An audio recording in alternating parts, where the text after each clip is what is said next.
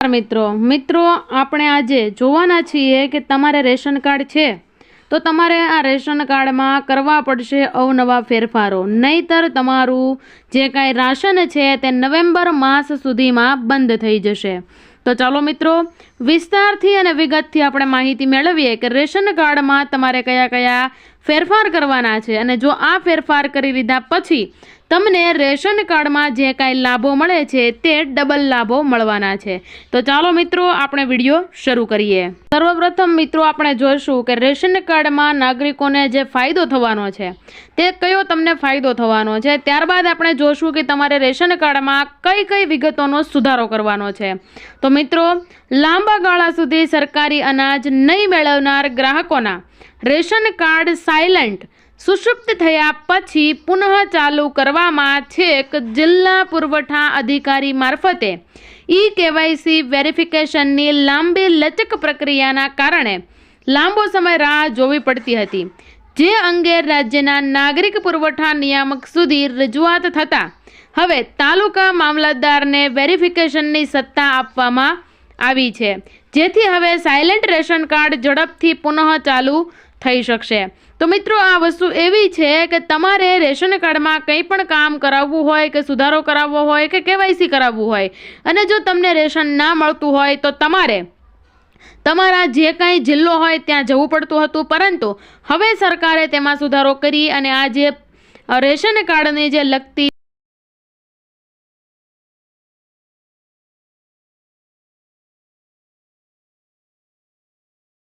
તમારી જે તમામ સમસ્યા છે તેનો હલ તમારે હવે તમારા જિલ્લાની કચેરીમાં નહીં પરંતુ તમારી તાલુકાની કચેરીમાં જઈ અને પૂરું કરવાનું રહેશે, કેમ કે આ તમામ કામકાજ હવે આપણી સરકારે જિલ્લા કક્ષાએ નહીં પરંતુ આ ગામડાના લોકો માટે તાલુકા કક્ષાએ આ મામલતદારને કામ સોંપી દીધું છે। ત્યારબાદ આપણે જોઈએ કે અત્યાર સુધી જિલ્લા પુરવઠા અધિકારી પાસે કોઈ કામના ભારણને લઈ વિલંબ થતો હતો, એટલા માટે આ સરકારે આપણા માટે આ સારું એવું પગલું લીધું છે કે આપણે હવે આપણા જે કાંઈ ડિસ્ટ્રિક્ટ એટલે કે આપણો જે જિલ્લો છે ત્યાં જવાની કોઈ જરૂરિયાત નથી। આપણા તાલુકામાં પણ આપણું રેશન કાર્ડને લગતું કોઈ પણ કામ હશે તે મામલતદાર કચેરીએ થઈ પાસે રેશન કાર્ડ છે તેમને સૌથી મોટો ફાયદો થવાનો છે આ 2024ની અંદર।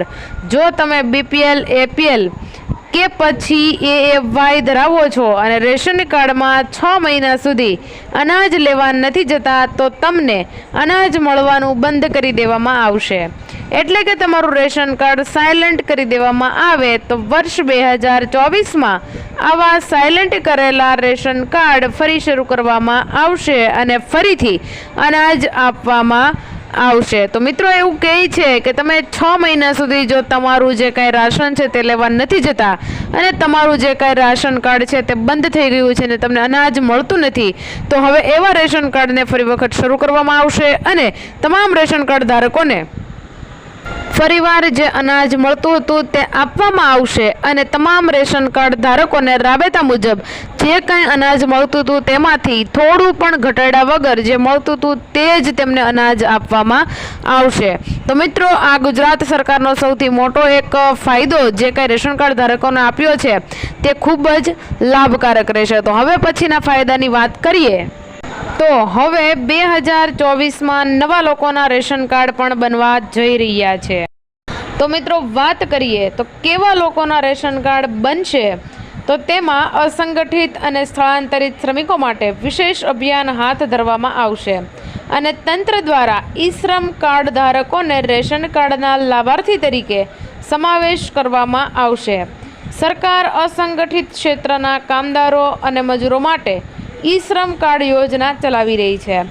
આ અંતર્ગત સરકાર અસંગઠિત ક્ષેત્રના કામદારોને મફત અકસ્માત વીમો પણ આપી રહી છે।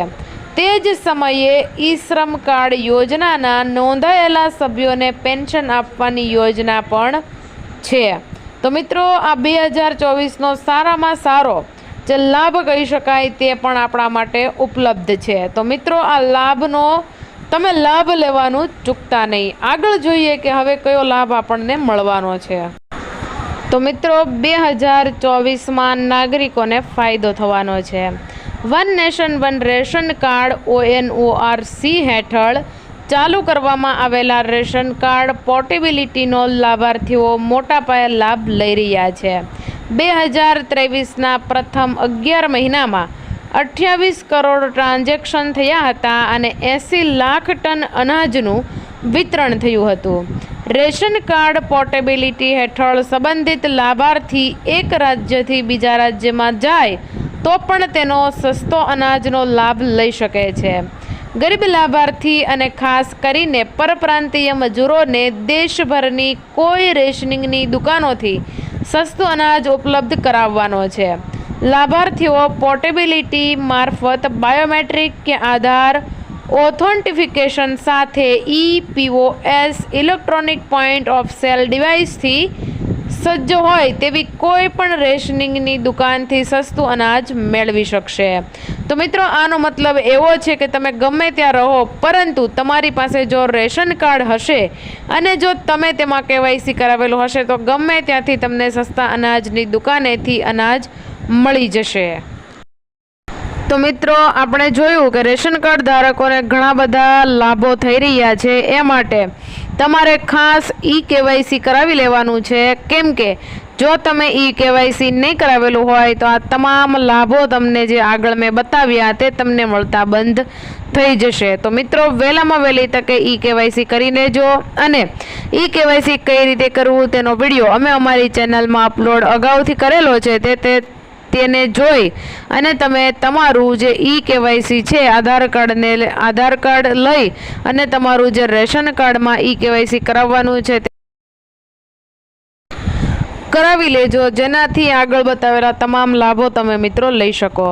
તો મિત્રો, આજે બસ આટલું જ. જો તમને અમારો વિડીયો પસંદ આવ્યો હોય તો વિડીયોને લાઈક, શેર અને અમારી ચેનલ પર તમે પહેલી વાર આવ્યા હો તો અમારી ચેનલને જરૂરથી સબસ્ક્રાઈબ કરજો. ધન્યવાદ. જય હિન્દ, જય ભારત.